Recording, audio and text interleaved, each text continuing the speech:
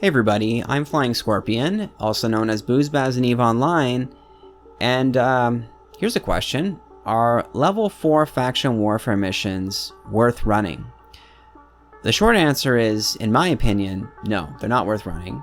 The longer answer is, we've done some testing, and I've done these solo in a cloaked up T3 cruiser, and I think it was making about 100 million ISK an hour, which is not bad.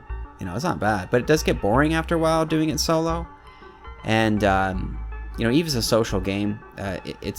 It's much more fun to team up with people and run content together in a team. So I thought, let's get a highly optimized group together, and let's kill every single NPC in the mission, scoop up all the dog tags, and yeah, let's try it out.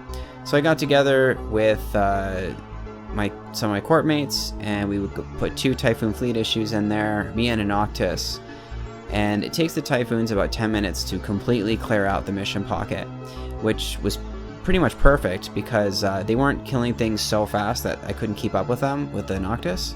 So right around the time that they kill the last enemy, I'm ready to lock onto it and pull it in. And the total value of the dog tags in the current market in EVE Online is about 60 million ISK per mission. And then the ISK you get paid is like 3 million ISK, something like that. And then the loyalty points is about like 10 to 14k-ish. And so you're looking at, let's say, 30 to 40 million ISK per mission, 10 minutes per mission. Then let's say you can run 6 missions in an hour. And we're not factoring in travel time here.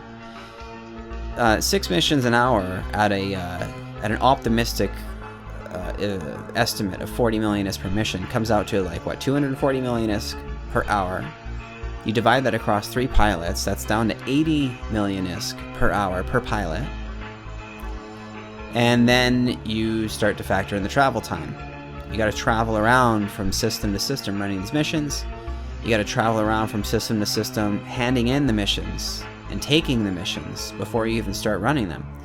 And once you factor in that, plus the risk of getting caught on a gate camp, the value just really goes down. It's not worth it to run these in a group.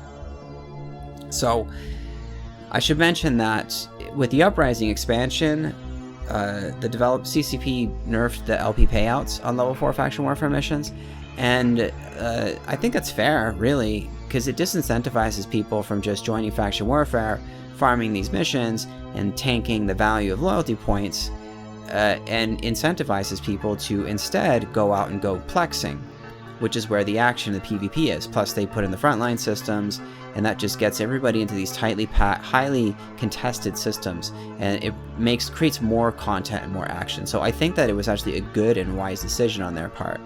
So I think that level 4 faction warfare missions are kind of like a relic at this point. It's kind of like those agents where you can get data cores from them.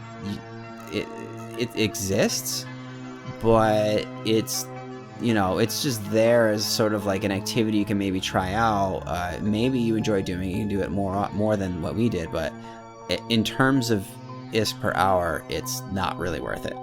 Now I know that there's actually a pretty good chance that someone from CCP might be listening to this, and I want to point out that you're going to make way better ISK per hour doing stuff like battlefields. And currently in battlefields, everybody knows that we're all cheesing them.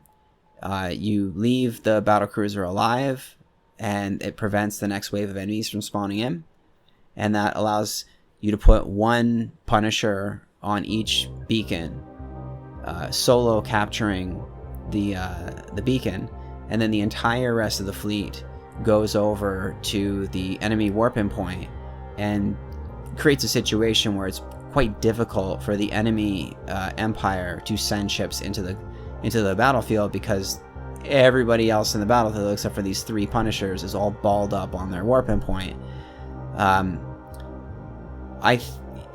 Human beings will optimize things to the point of making it not fun anymore, and I think that it actually would be a good idea for CCP to actually fix the AI on the rats in Battlefield so they can't be exploited so easily to the point where you only need a frigate on each capture beacon.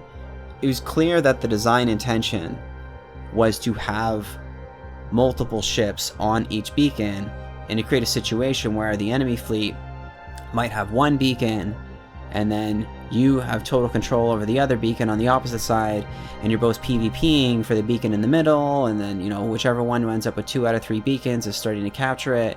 And I've been in some situations that are similar to that, and it was way more fun than just dominating it and waiting the timer out. That's a snooze fest. Dominating the battlefield and waiting the timer out. It's better as per hour, but then it goes back to what I was saying, where human beings will optimize things to the point of their own detriment.